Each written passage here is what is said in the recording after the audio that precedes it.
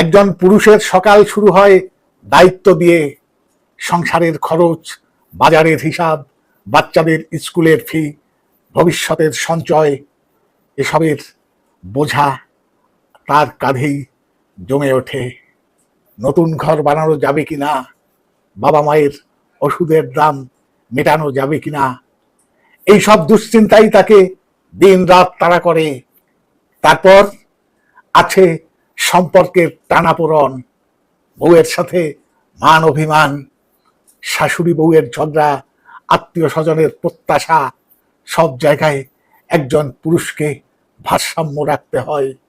সে কখনো বিচারক, কখনো শান্তির দূত, আবার কখনো নিজের ভেতরের ক্ষত ঢেকে হাসি মুখে সবার পাশে দাঁড়ায়।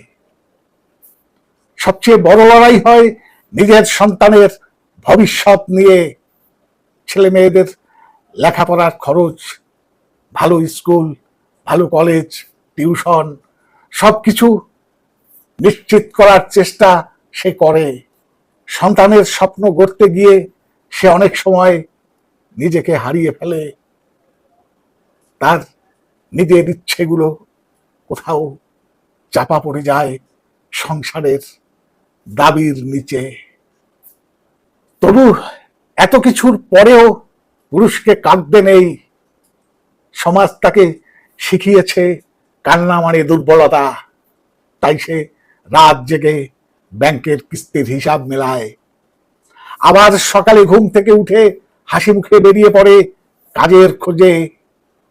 তার চোখের লালচে রেখা দেখে কেউ ভাবে ক্লান্তি, কিন্তু কেউ জানে না ভেতরের অশ্রু কতটা জমে আছে। এখন প্রশ্ন হলো, কেন পুরুষ কাঁদবে না?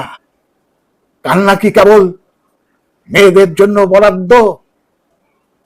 আসলে কান্না হলো মানুষের স্বাভাবিক আবেগের প্রকাশ। পুরুষ মানুষও মানুষ,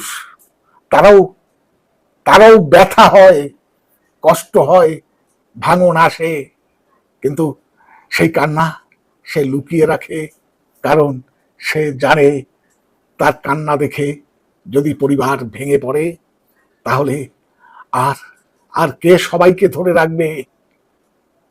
একজন পুরুষের আসল শক্তি তার নীরবতায় নয়, বরং তার ভালোবাসায়, দায়িত্ববোধে।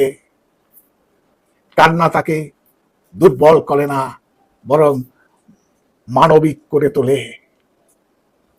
হয়তো সমাজ একদিন শিখবে পুরুষ মানুষও কাঁদতে পারে, কাঁদতে পারা উচিত, কারণ কান্না কোনো লজ্জা নয়, বরং হৃদয়ের বোঝা নামানোর সবচেয়ে সহজ উপায়। যখন আপনি একজন পুরুষকে হাসি মুখে দেখেন, মনে রাখবেন সেই হাসির আড়ালে হয়তো জমে আছে অজস্র অশ্রু। শুধু পার্থক্য হলো সেই অশ্রু সে আপনার সামনে ফেলতে পারে না। আজ এই পর্যন্ত, আবার দেখা হবে পরবর্তী কোনো এপিসোডে। ততক্ষণ ভালো থাকবেন, সুস্থ থাকবেন। ধন্যবাদ। লক্ষ্য রাখুন রাত্রির সংলাপে।